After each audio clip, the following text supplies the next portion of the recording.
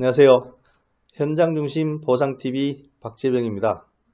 오늘은 대구 연호 공공택지지구에 편입되는 토지 소유자의 보상금 증액 업무를 도와주기 위해서 제가 어느 정도 보상금 증액이 가능한지에 대해서 검토를 하고 설명을 드리고 업무 수임을 한 건에 대해서 설명을 드리고자 합니다. 저 같은 경우에 좀 일정 규모 이상이 되면은 이렇게 컨설팅 보고서 만들어서 설명을 드립니다. 그러니까 일반적인 내용부터 그리고 그 땅에 대해서 한번 분석을 해보고 그리고 보상금을 어떻게 하면 어떤 측면에서 이게 좀 제대로 안 됐기 때문에 우리가 이 일을 해야 된다. 그리고 또 보상금을 올리는 것도 중요하지만 뭡니까? 소득세, 양도소득세가 너무 많으면 너무 억울하잖아요. 뺏기는 것도 억울한데 그래서 양도소득세를 얼마나 낼지를 판단을 해보고 그리고 또 절감 방안, 절세 방안이 있다면 어떤 게 있을 건지 그걸 설명을 드리고 이제 저희가 업무를 진행하는데요. 대구 연호 공공택지지구 같은 경우에는 지금 2020년 12월에 이제 협의 통지가 나왔고 그래서 지금 제가 봤을 때는 2021년 9월이나 10월경이면 수용 재결에 따른 보상금을 이의 유보 후 전액 수령하고 이 절차를 진행할 수 있을 것 같습니다. 그러면은 2021년 9월, 10월 중에 돈을 다 받고 그리고 2022년 2월, 3월에는 이의 재결을 통해서 증액된 보상금을 또 받고 그 다음에 행정소송, 보상금 증액소송을 해서 2023년에는 또 증액된 금액을 받고 이렇게 진행될 것 같아요. 그래서 이게 제일 중요한 게 수용 재결 이때 협의 보상금하고 증액된 보상금 다 받고 그 다음에는 다 받은 후에 이제 진행이 가능하다는 거죠. 어떤 분들 보면 행정소송까지 어떻게 3년 기다리냐 이렇게 말씀하시는 분들이 있는데 그게 아니고 수용 재결 그러니까 연호지구 같은 경우는 9월, 10월에는 돈을 다 받고 그 다음에 이제 추가로 받는 그렇게 진행되니까요. 그런 소송을 하면 2, 3년 이후에 받으니까 문제가 된다. 이런 생각을 안 하시는 게 좋을 것 같고요.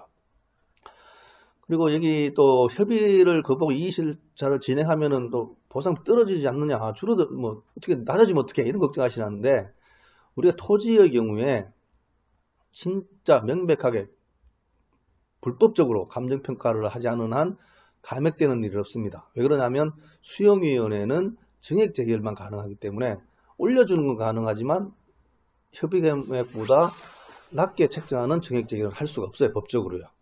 그렇기 때문에 협의 거부하고 이의 신청하면 보상금 줄어들면 어떡하나 걱정하시는 분들은 그런 걱정은 아예 하지 마십시오. 그리고 보면 어떤 측면에서 우리가 주장을 해서 돈을 더 정당한 보상금을 책정될 수 있게 하느냐 하면은 유리한 조건들이 꽤 있어요. 자기 땅에 대해서 불리한 것도 있겠지만 유리한 조건들을 잘 주장해서 하면은 보상금을 증액할 수 있는데 구체적인 자료는 뒤로 해서 한번 볼게요. 그 다음에 우리가 이제 알아야 될 게 기본적으로 그냥 이 정도 구체적으로는 아실 필요는 없죠. 기본적으로 보상금은 표준지 공시지가대로 평가한다고 그러는데 그거는 사실은 법에 그렇게 돼 있지만 대법원 판례에서는 표준시 공시지가를 기준으로 하되 기타 보정치 산정을 하게끔 하고 있습니다. 법에는 여기 없는데 판례에서 기타 보정치 산정을 하는데 이건 결국 뭐냐 밑에 보시면 인근지역 유사 토지거래 사례나 보상선례 등을 통해서 그 주변 시세에 맞춰주란 얘기거든요. 사실은 표준지 공시지가가 사실 현실화되어 있지 않아요. 근데 그대로 해주면 너무 억울하잖아요. 그렇기 때문에 기타 보정치를 산정해서 어느 정도 현실가에 맞춰줘라. 이런 게 대부분 판례고 그렇게 해서 현실적으로 감정평가는 대다수 이렇게 이루어지고 있고요. 그 다음에 중요한 게 뭐겠습니까? 내 땅이 이 땅보다 좋은데 제대로 비교됐는지를 확인하는 거죠.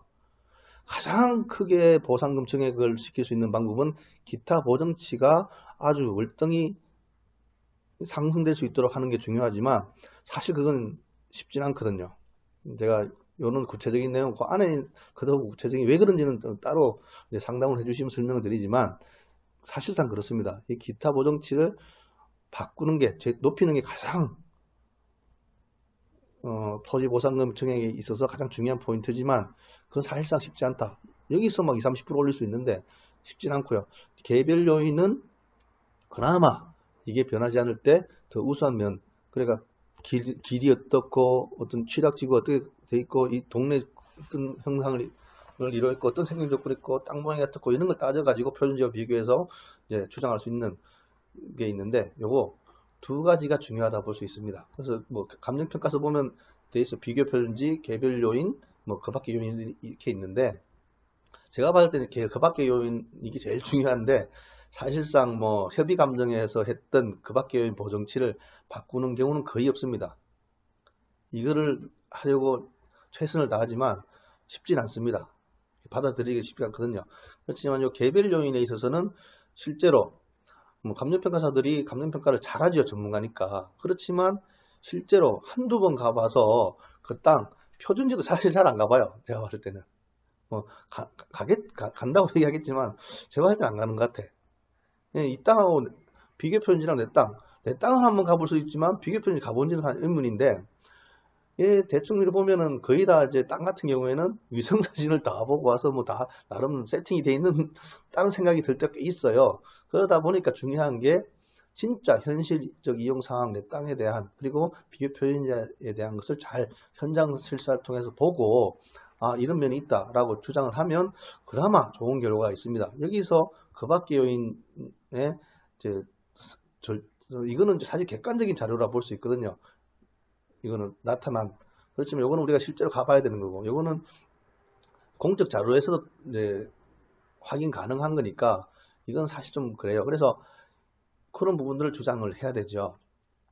그래서 이런 게 이제 가격을 매길 때는 표준지 공시가를 기준으로 하지만 이제 거래 시세 그리고 내 땅과 표준지 비교해서 가격을 산정한다. 이 정도는 이제 보상받으면서 상식적으로 이제 아셔야 될 부분 같아서 이제 설명을 드리는 거고요. 그리고 이제 건축물 등 지작물 관련해서는 그냥 원칙적으로 이전비입니다. 원칙적으로 이전비.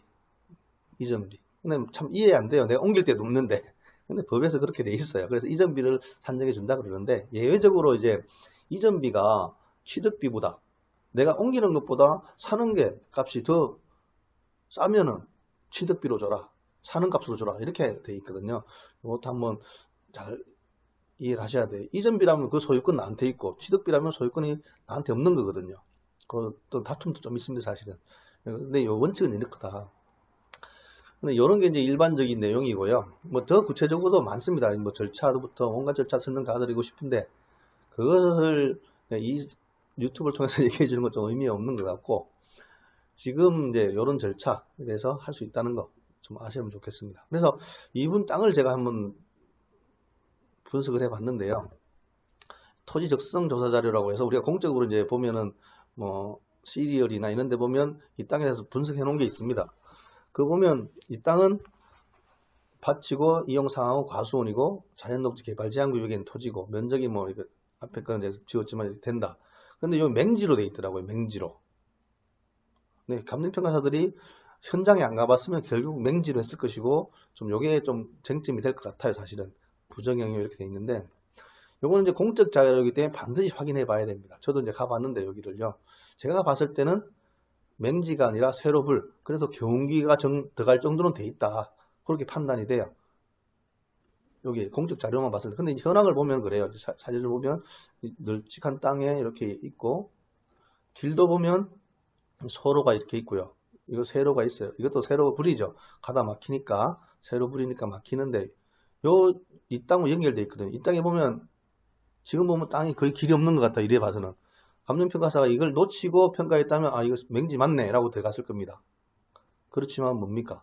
실제로 가보면 포장된 도로가 있어요. 포장된 도로가 들어갈 수 있게 이 땅에 세로불이죠. 소로고 세로불이고 여기가 여기죠. 여기가 여기고요. 그래서 제가 이런 현상 더 이제 우리가 더 검토를 해봐야 되지만 기초적인 자료만 가지고도 요거 좀 문제가 있을 수 있겠구나 생각이 들었고요. 그래서 이제 그럼 어떻게 보상금을 올릴 수 있을까 판단했을 때 아까 말씀드렸죠. 우리가 개별 요인 그리고 기타 보정치 뭐 이런 게 제일 중요하다. 그런데 이제 먼저 개별